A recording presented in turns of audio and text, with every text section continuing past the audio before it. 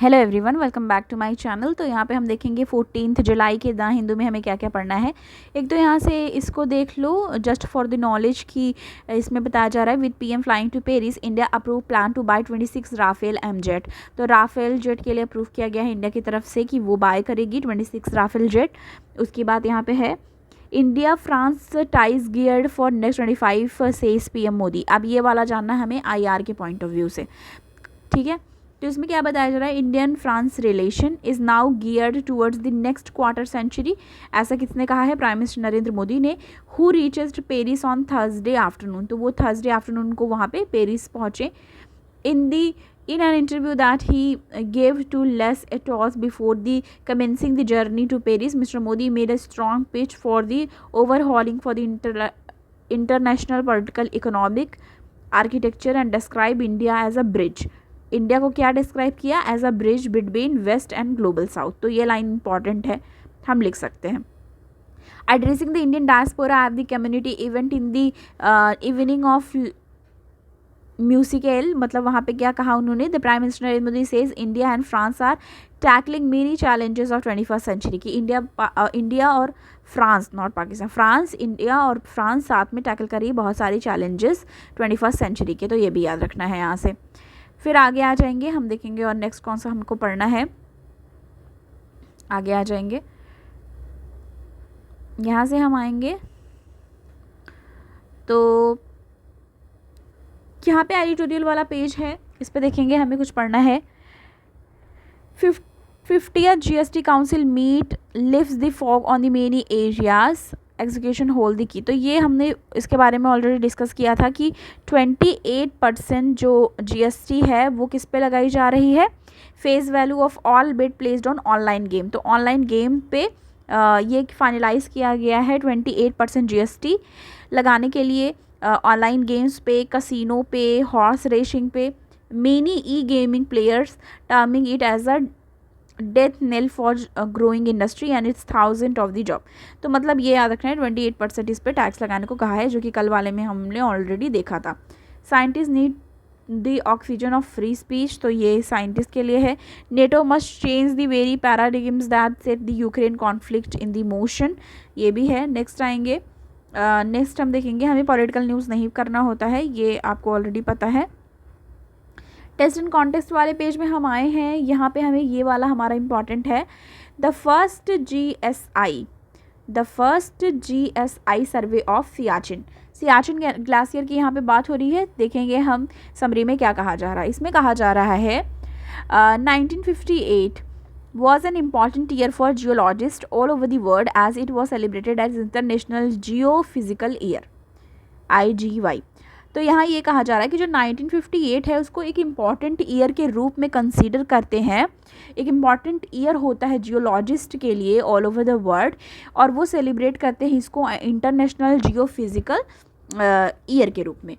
They commemorate this event to commemorate this event, the GSI with its limited resources proposed to conduct a study of Himalayan glacier system। को समझने की बात उन्होंने कही है, which included not monitoring of the glacier in the Sikkim Himalayan, Kumayu Himalayan as well as Kashmir Himalayan। तो कौन कौन से हिमालय को स्टडी करने की बात हुई है? सिक्किम हिमालयास, कुमायूं हिमालयास और कश्मीर हिमालयास को, ये याद रखना है। If during this period Pakistan did entertain any ideas of this region falling on its side of the ceasefire line, then it would surely have lodged a protest against the survey. However, there was no such protest. There is a no contemporaneous documents this effect from the Pakistan. It is pertinent of the note that it's only 25 years later that Pakistan for the first time formally stake to claim to its region by unilaterally extend the line of control from NJ 9842 till the Karakoram Pass। Karakoram का पास से related आपने already geography वाले में section में पढ़ रखा होगा। तो बस इसमें यहाँ पे सियाचिन ग्लेशियर की बात यहाँ पे की गई है। फर्स्ट सियाचिन सर्वे कब हुआ था? यहाँ बता रहे हैं कि जून 1958 को। एग्जैक्टली 65 ईयर्स अगो वी के रैना टॉप इंडियन जियोलॉजिस्ट थे, who at that time was assistant geologist with the GSI led to first GSI survey of Siachen glacier। तो उस समय सियाचिन ग्लेशियर का किया गया था सर्वे।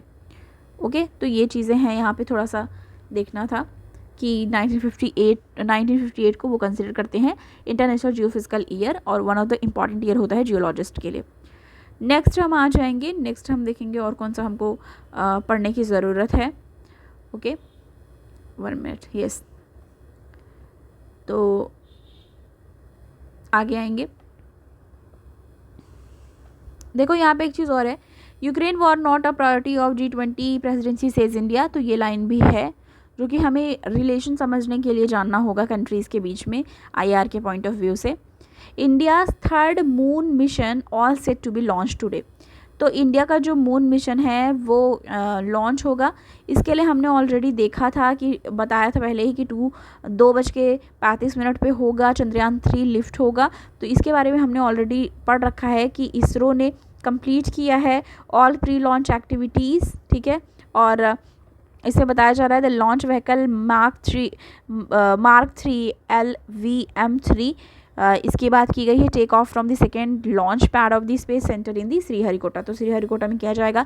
चंद्रयान 2 के बारे में जो 2019 में हुआ था वो भी हमने पढ़ा था, चंद्रयान 1 भी हमने पढ़ा था, तो हमारी नोट्स भी इस पर बन चुकी है already.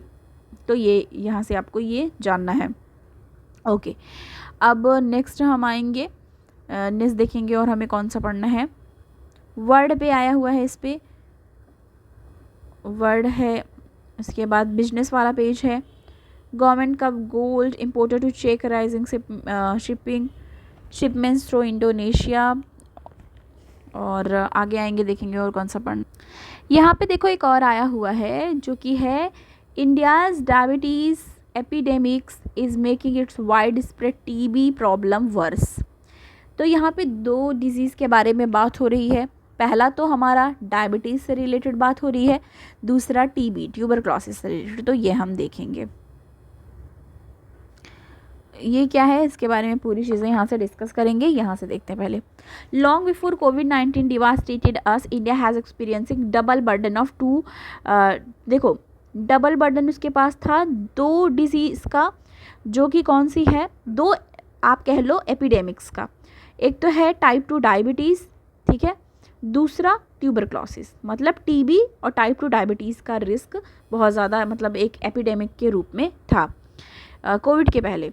The figure for both are staggering. Currently India में कितना है, 74.2 मिलियन पीपल्स हैं जिनको डायबिटीज़ की प्रॉब्लम है, और TB 2.6 मिलियन इंडियंस को हर साल होता है, ठीक है, अफेक्ट होते हैं हर साल 2.6 मिलियन इंडियंस TB के लिए। Yet few know how deeply this disease are interlink. अब इसमें बताया जा रहा है the evidence is clear, DM increase risk of the development respiratory infections. We also know DM is a major risk factor that increase the incident and severity of TB. Also DM and TB, DM क्या बात हो रही है, diabetes mellitus full form है उसका, and TB को infection adversely affect TB treatment outcome in the patient.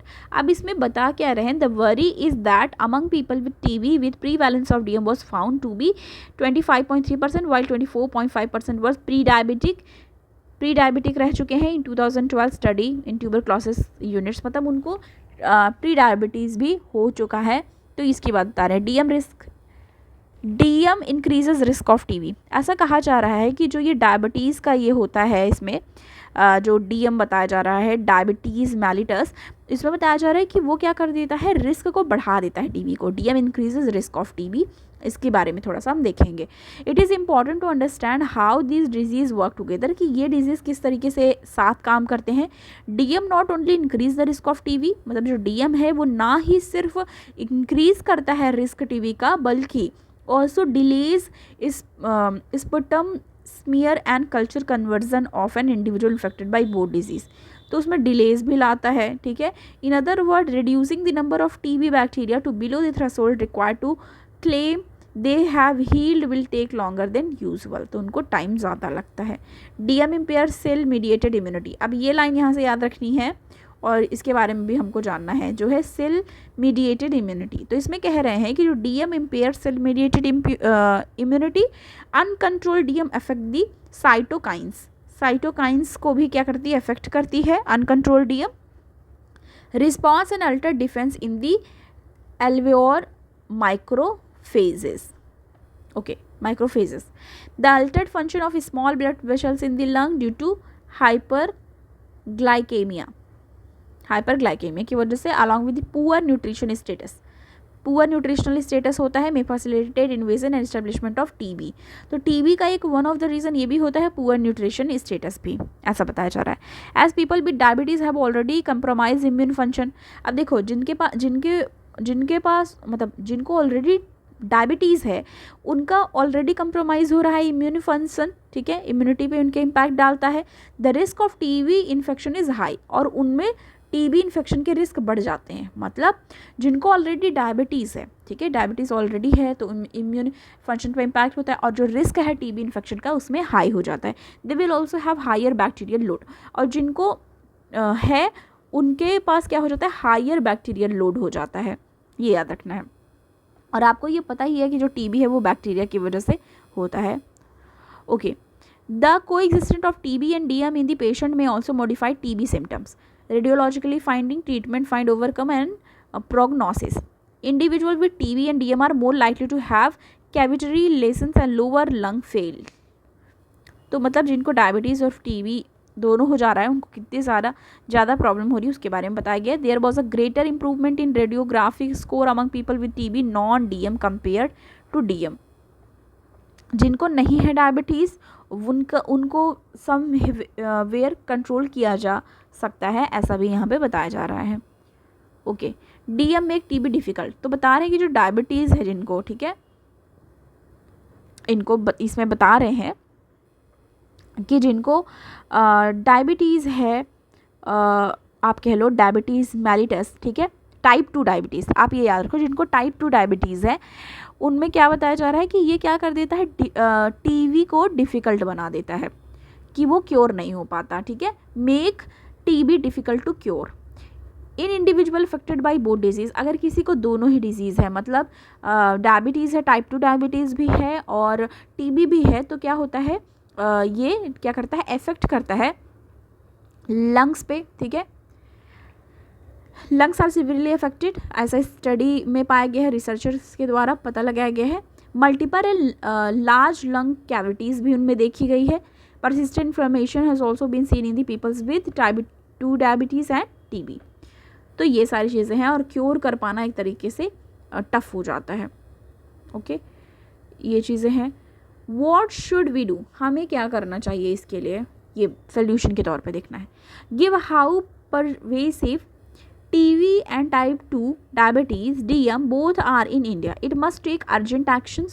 Urgent action लेने की ज़रूरत है to tackle both on a war footing. For starters we need to provide integrated and patient centre more individualised care for people suffering from both TB and diabetes as well as other comorbidities. Okay, it is time to turn to evidence from study to establish mechanism for the coordinate DM and TB diagnosis, treatment including biodirectional screening, patient education and support. तो ये सारी चीज़ें बताई गई हैं कि कैसे उसको क्या कर सकते हैं, जो भी रिस्क है उसको क्योर कैसे कर सकते हैं, और ये सारी चीज़ें भी जानना है. तो एक तरीके से डायबिटीज़ भी कंट्रोल करने की ज़रूरत है और साथ ही साथ टीबी का जो रिस्क है, अगर जिसको नहीं है डायबिटीज़, टाइप 2 डायबिटीज़, तो उनको ईजिली क्योर किया जा पा रहा है, ये यहाँ पे बताया जा रहा है. ठीक है, okay. DM impaired cell mediated immunity. तो जो डीएम है जिसको टाइप 2 डायबिटीज़ भी कहते हैं, वो क्या करता है, वो इम्पेयर कर देता है सेल मेडिएटेड इम्यूनिटी को. अनकंट्रोल्ड डीएम जो होता है वो इफेक्ट डालता है साइटोकाइंस रिस्पॉन्स पे और अल्टर कर देता है defence in the alveolar macrophages पे. The altered function of small blood pressure in the lungs due to hyperglycaemia along with the poor nutritional status may facilitate invasion and establishment of TB. Persistent inflammation has also been seen in the people. जो persistent inflammation की भी problem देखने को मिलती है, मतलब infection इस type का, जिनको क्या है, टाइप 2 डायबिटीज़ है और टीबी भी है. Even after they have completed their TB treatment, speaking to combined impact of these disease even after a cure. Expert has reported that TB related respiratory complication have been a common cause of death. तो इसमें बताया जा रहा है जो respiratory complication होता है वो एक रीज़न हो जाता है डेथ का among people with TB and DM, but which was not the case with people with TB only. मतलब ये कह रहे हैं कि जिनको सिर्फ TB है उनको उतना रिस्क नहीं होता है डेथ का, कंपैरिजन जिसको TB है और साथ ही साथ उसको डायबिटिक भी है वो। We need to build and scale up resilient and integrated debt system. This will require increased commitment from stakeholder and develop stronger policy guidelines as well as mobilization of additional resources to able to support the development of such system. तो हमने यहाँ पे क्या देखा, ये सारी चीज़ें थोड़ी डीप में हमको पढ़नी होती है तभी हमको समझ में आती है। तो मतलब यहाँ पे TB की भी बात की जा रही है और डायबिटीज़ की भी, और डायबिटीज़ की जो बात की जा रही है आजकल बहुत ज़्यादा ये चर्चा में है, टाइप 2 डायबिटीज़ की बात की जा रही है। ओके, नेक्स्ट हम देखेंगे यहाँ पे है Indo Japanese research develop treatment for Duchenne muscular dystrophy. ठीक है, डेस्ट्रॉफी। तो DMD के बारे में भी हमें यहाँ पे डिस्कस करना है। तो हम ये देखेंगे इंडो जापानीज रिसर्चर ने डेवलप किया है ट्रीटमेंट ड्यूचेन्स मस्कुलर डायस्ट्रॉफी के लिए, तो ये देखेंगे क्या है।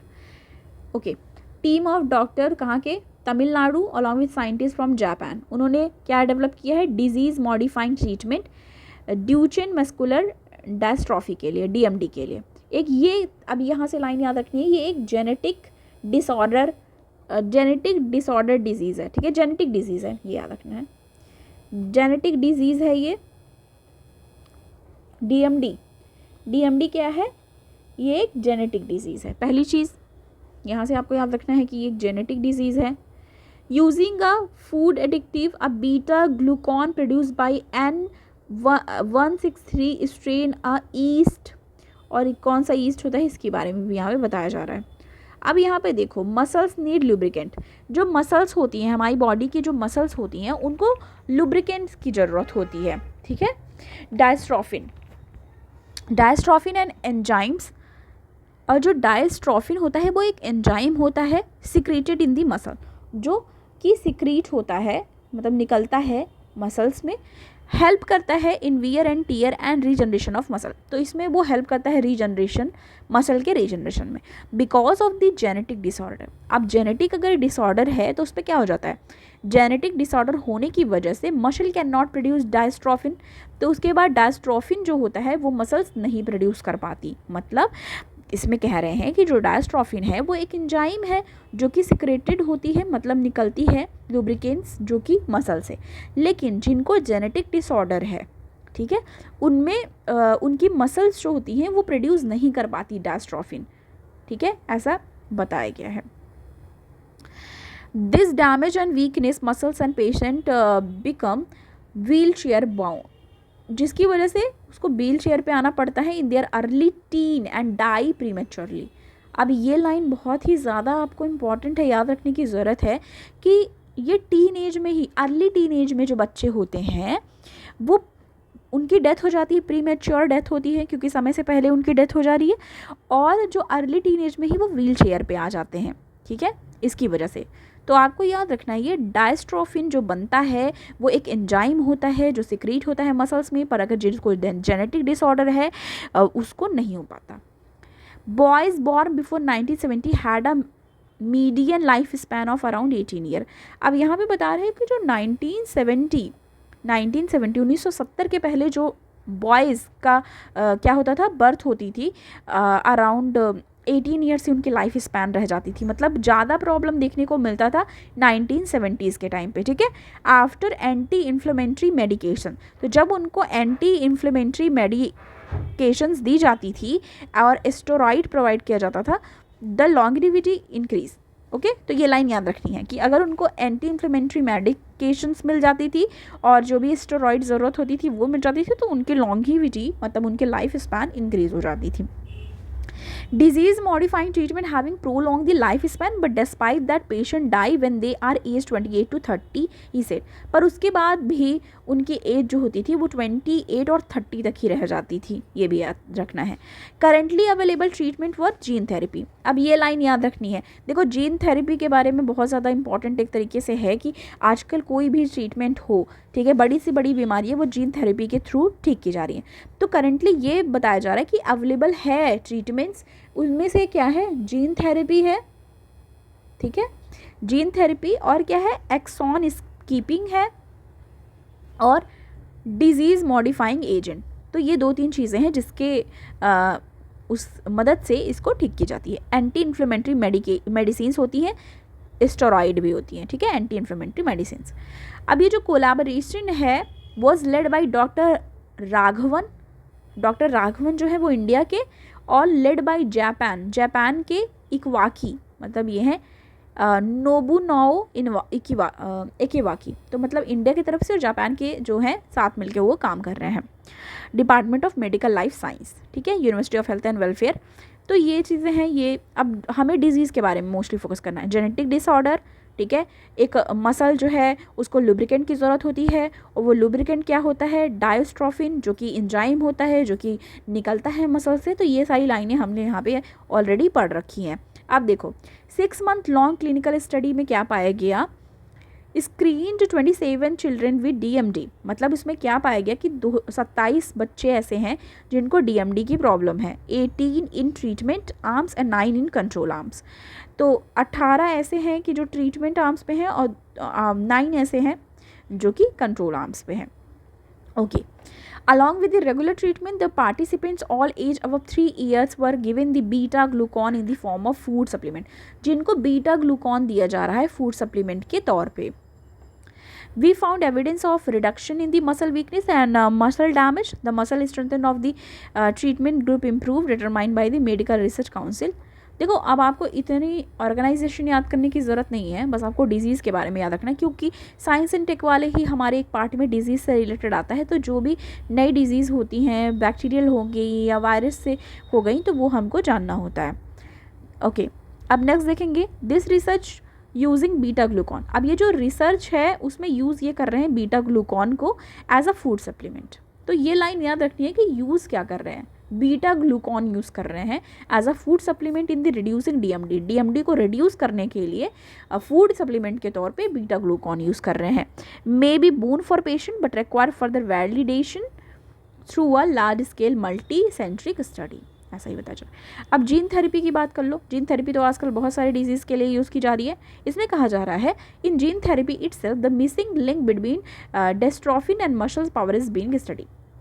अब ये कहा जा रहा है कि देखो लुब्रिकेंट की ज़रूरत होती है, ये बताया गया, ठीक है, डायस्ट्रोफिन की बताया गया कि वो सिक्रेट होती है, एक एंजाइम होती है. पर यहाँ क्या कह रहे हैं कि जो जीन थेरेपी है उसकी वजह से जो मिसिंग लिंक है, जो एक लिंक मिस हो गई है डिस्ट्रोफिन और मसल पावर के बीच में, उसको वहाँ पे स्टडी किया जाता है, ठीक है. He said, adding that in the study, while the MRC grading has shown slight improvement, the 6-minute walk test showed significant relationship between the group. तो 6 मिनट वॉक टेस्ट भी करते हैं. It has shown promise in the most of the parameter. The missing link between, जो missing link होता है dystrophin and inflammatory marker not translating into the muscle power and clinical improvement is still a puzzle. तो अभी भी clinical improvement जो है वो नहीं निकाली गई है. Further researchers will enlighten the potential of this molecule. Dr. Lakshmi Narasimhan said he added that DMD support group should be brought into play an active role. तो मतलब अभी भी चीज़ें की जा रही हैं, पर क्या क्या रीज़न है ये देखा गया. अब देखो यहाँ पे एक फिगर भी बना के इन्होंने चीज़ें बताई हैं. तो यहाँ पे हमने ये सारी चीज़ें देखी, और